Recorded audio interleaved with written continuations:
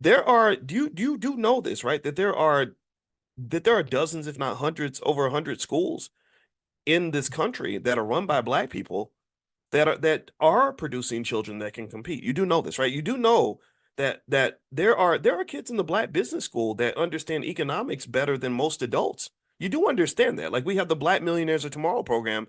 The kids that go through that curriculum, I took that curriculum from Syracuse University and what I taught the college students. I just made it into baby food. I just chopped it up the way a 7-year-old can understand it.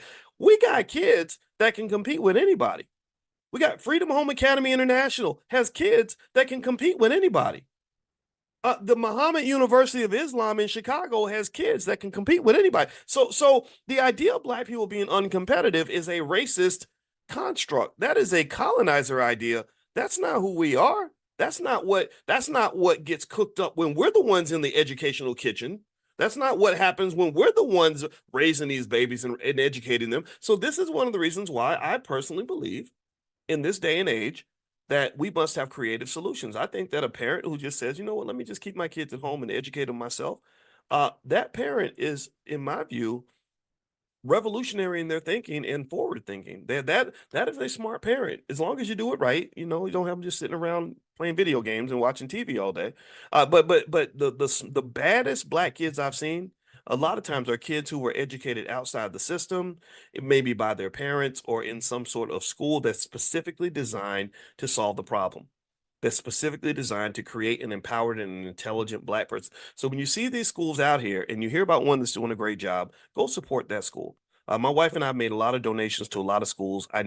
We never do things like pay for college scholarships and these overpriced things that people get where they go to we give all this money away to white people. White people have enough money. We specifically pick independent Black owned schools, and those are the ones that we write checks to. And we've written a few checks over time. I want to write more, but at the end of the day, that's the solution. I met this family once where the mother was frustrated with the public school system, right? So her and her husband, and again, that word husband's critical too, right? It's easier when you have two people running a household, which is one of the reasons why we should study what is required to make families work. We lost this. We lost this cultural tradition when they busted up our families. We forgot how to get along with a wife or a husband. You never saw it. If you never saw your parents getting along and negotiating with each other and trying to figure out how to keep the household together, then you're not going to know what to do. You're going to see stuff and it's going to become catastrophic. Oh my God, I had to go because, he didn't wash the dishes or she didn't know, but if I sat, I sat there and watched my daddy negotiate with my mama for 50 years. So I understand that there's something to the idea of just saying that this is what I'm sticking to.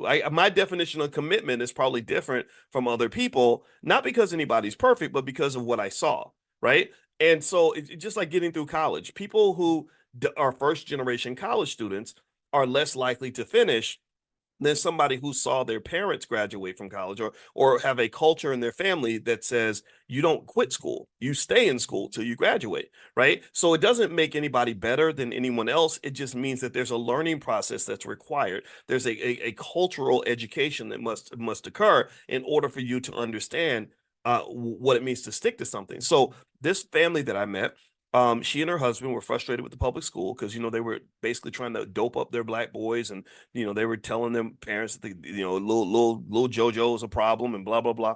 And so she brought her sons home, both of her sons, her two Black boys, and they educated them at home.